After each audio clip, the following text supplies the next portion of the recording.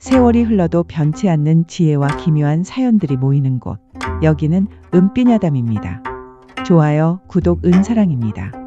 그럼 오늘 이야기 시작합니다.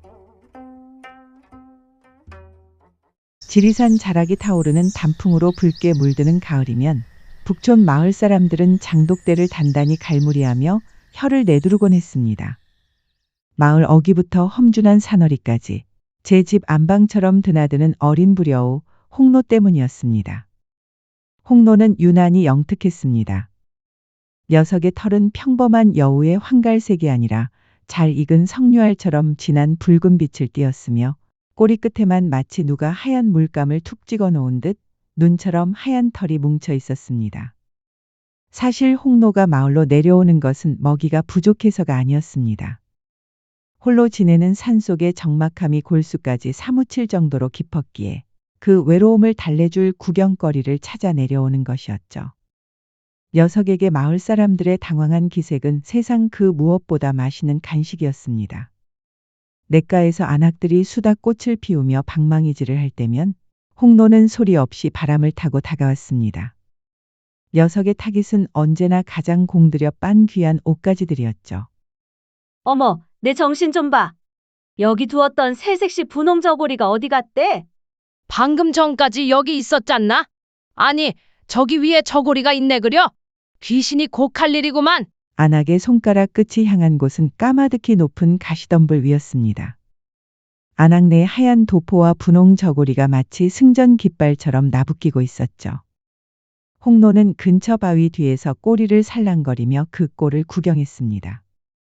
히히, 저 아줌마들 얼굴이 달아오른 게 꼭 잘 익은 대추 같네. 홍로는 앞발로 입을 가리고 낄낄거렸습니다. 냇가에는 발을 동동 구르는 안악들의 곡소리가 메아리쳤습니다. 마을에서 가장 위험 있는 훈장님도 홍로의 장난 앞에서는 체면이 말이 아니었습니다. 고서를 읽다 꾸벅꾸벅 쪼는 훈장님에게 솜털 같은 발걸음으로 다가간 홍로는 정교한 솜씨로 가끈을 풀었습니다. 누가 왔느냐? 잠결에 헛기침을 하는 훈장님 위로 홍로의 눈동자가 장난스럽게 빛났습니다. 잠시 후 잠에서 깬 훈장님이 마당으로 나서자 서당 아이들이 배를 잡고 구르기 시작했습니다. 갓은 어느새 지붕 꼭대기 기와 위에 삐딱하게 얹혀 있었고 훈장님은 민머리를 드러낸 채 멍하니 하늘만 바라보았습니다. 아니, 어떤 놈이 감히 성현의 돌을 닦는 곳에서 이런 망측한 짓을 하느냐? 히히, 훈장님 코수염 바르르 떠는 것 좀 봐. 물 밖으로 나온 메기가 따로 없네. 담벼락 뒤에 숨은 홍로는 꼬리를 휘두르며 자지러지게 웃어댔습니다. 한편 그 마을 외딴 오두막에는 나무꾼 박서방이 살고 있었습니다. 그는 찬바람이 들이치는 다 떨어진 저고리 한 장으로 초겨울 추위를 버티면서도 병상에 누워 마른 기침을 토해내는 노모를 위해서라면 십리길 가시덤불도 마다하지 않는 지극한 효자였습니다. 어느 장날 박서방은 한 달 내내 잠도 줄여가며 판나무 백짐의 돈에 평생 모아온 쌈짓돈까지 탈탈 털어 손가락만 한 산삼 한 뿌리를 손에 넣었습니다. 개울가에 도착한 그는 마치 갓난아기를 다루듯 정성스레 산삼을 씻으며 혼잣말을 흥얼거렸습니다. 이제 살았네. 이제 살았어. 우리 어머니, 이거 다려 드시면 당장이라도 자리를 털고 일어나 한 걸음에 마당을 내달리시겠지. 아이고, 신령님 고맙습니다. 참으로 고맙습니다. 그의 눈에는 희망에 찬 눈물이 맺혀 있었습니다. 그때 근처 바위 뒤에서 황금빛 눈동자를 번뜩이며 이 모든 광경을 지켜보던 홍로가 있었습니다.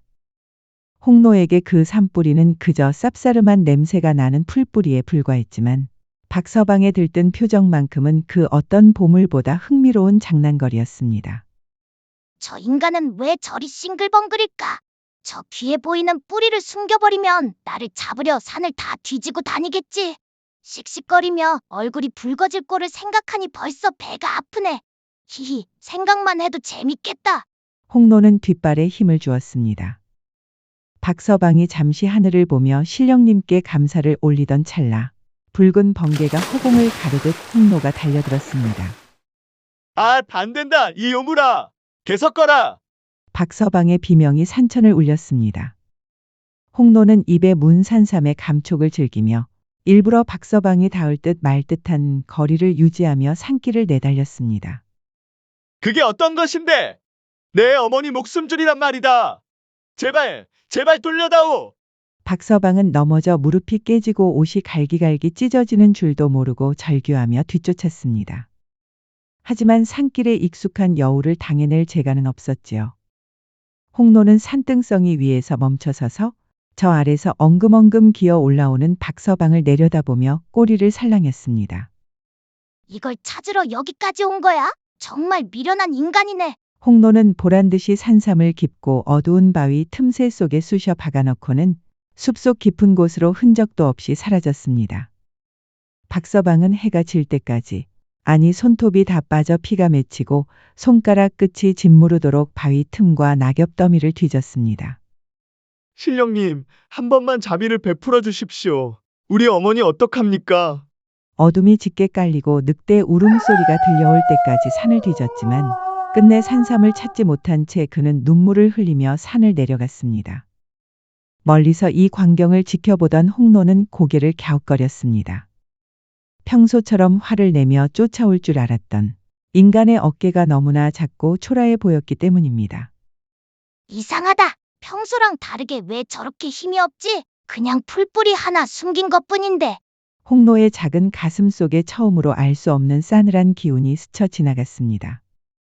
사흘 뒤 북촌 마을 어귀에는 서늘한 초겨울 바람을 타고 흰 깃발이 위태롭게 나부끼기 시작했습니다.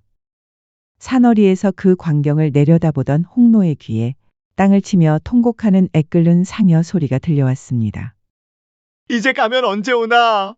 가시는 길 노잣돈도 못 챙겨드린 이 불효자를 용서하소서. 박서방의 노모가 결국 그 산삼 한 뿌리를 구경도 못한 채 차가운 방 안에서 숨을 거두신 것입니다. 평소라면 마을 사람들의 당황하는 기색을 즐기며 낄낄거렸을 홍노였지만 오늘만큼은 꼬리를 힘없이 늘어뜨린 채 담벼락 너머를 훔쳐보았습니다.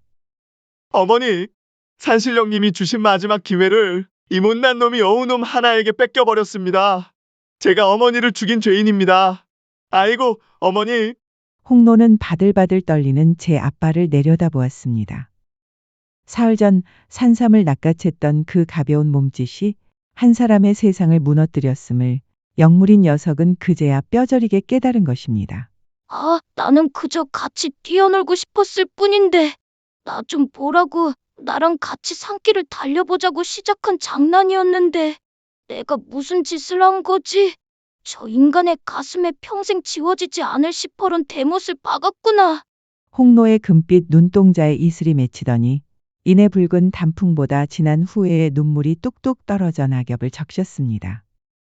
녀석은 자신이 바위 틈에 처박아 두었던 그 산삼뿌리가 누군가에게는 단순한 약초가 아닌 신에게 비는 마지막 기도였다는 사실을 알게 되었습니다. 그날 이후 홍노의 장난은 씻은 듯이 멈췄습니다. 대신 박서방의 마당에는 기이한 일이 시작되었습니다. 매일 새벽 야생 꿀 딴지며 귀한 산나물 보따리, 심지어는 산속 깊은 곳에서 목숨을 걸고 찾아낸 약초들이 툇마루에 고요히 놓여 있었습니다. 박서방은 아침마다 마당에 엎드려 절을 하며 울먹였습니다. 어머니가 신령님께 빌어주신 것입니까? 이 못난 자식 굶지 말고 기운 차리라고 이리 보살펴 주시는군요. 신령님 고맙습니다. 담장 뒤 가시나무 사이에 숨어이를 지켜보던 홍노는 나직이 읊조렸습니다. 미안해, 박서방. 부디 이거라도 먹고 기운 차려줘. 내가 매일매일 가져다 줄게. 홍노의 발등은 박서방에게 줄 선물을 나르느라 가시넝쿨에 찔리고 눈길에 부르터 피가 마를 날이 없었습니다. 녀석은 매일 밤 자신의 잘못을 씻어내듯 산을 헤맸습니다. 한방눈이 천지를 뒤덮던 깊은 밤이었습니다. 홍노는 홀로 겨울을 나는 박서방의 기력을 보충하길 바라는 마음으로 제 몸집만 한 산토끼 한 마리를 밤새 쫓아 사냥했습니다. 입에 문 토끼가 무거워 숨이 턱끝까지 차올랐지만 홍노는 눈길을 헤치고 박서방의 집 부엌으로 스며들었습니다. 누구냐? 이 눈보라를 틈타 또 내 살림을 가로채러 온 도둑놈이냐? 어둠 속에서 서늘한 호통과 함께 문이 벌컥 열렸습니다. 요즘 굶주린 짐승들이 마을 가축을 해친다는 소문에 예민해져 있던 박서방이 몽둥이를 들고 나타난 것입니다. 홍노가 놀라 뒤를 돌아보는 순간 박서방이 온 힘을 다해 휘두른 몽둥이가 홍노의 머리를 강하게 내리쳤습니다. 비명조차 지르지 못한 채 홍노가 바닥으로 나동그라졌습니다. 입에 물고 있던 토끼가 힘없이 바닥으로 굴러떨어졌습니다. 박서방이 씩씩거리며 등잔불을 켜들고 소리쳤습니다. 이 고약한 여우놈. 내 놈이 산삼을 훔쳐 우리 어머니를 돌아가시게 하더니 여기가 어디라고 또 도둑질이야. 내 오늘 너를 끝내리라. 그러나 말을 내뱉던 박서방의 눈이 휘둥그레졌습니다. 촛불 아래 드러난 부엌 구석에는 그동안 자신이 받았던 나물 보따리와 약초 천들이 가지런히 쌓여 있었습니다. 그리고 쓰러진 여우의 발치에는 가시넝쿨에 찔리고 짓무른 상처가 가득했습니다. 하얀 눈 위로 여우의 피가 붉게 번져나가며 하얀 꼬리 끝을 물들였습니다. 이게 다 무엇이냐? 아니, 설마 너였느냐? 그 나물들이 다 내가 한 것이었느냐? 박서방의 손에 들린 작대기가 힘없이 툭 떨어졌습니다. 그는 떨리는 손으로 차갑게 식어가는 홍노를 안아 올렸습니다. 홍노야, 너였니? 매일 밤 약초와 나물들을 가져다 준 것이 정녕 너였단 말이냐? 내가 그것도 모르고. 홍노는 힘겹게 눈을 떠 박서방을 바라보았습니다. 원망은 없었습니다. 그저 그가 무사해서 다행이라는 듯 녀석은 작은 코를 마지막으로 실룩거리며 박서방의 품 안에서 고요히 숨을 거두었습니다. 미안하다, 홍노야. 내가 그것도 모르고 이 짐승만도 못한 놈을 용서해다오. 내가 내 어머니의 빈자리를 채워준 줄도 모르고. 사내의 서러운 통곡 소리가 눈 내리는 밤하늘로 흩어졌습니다. 훗날 박서방은 집 뒷산 양지 바른 곳에 작은 무덤 하나를 만들었습니다. 그는 그 무덤을 찾아가 정성스레 산나무를 올리고 무덤가를 쓸며 홍노의 넋을 달랬습니다. 사람들은 그 무덤가에 피어난 붉은 들꽃을 보며 여우의 보은이라 불렀고 무덤가에는 붉은 여우의 꼬리를 닮은 가을 풀만이 바람에 외로이 흔들리고 있었습니다. 녀석의 이름처럼 아침마다 잎사귀 끝에 맺히는 붉은 이슬만이 그 슬픈 약속을 기억하고 있었습니다.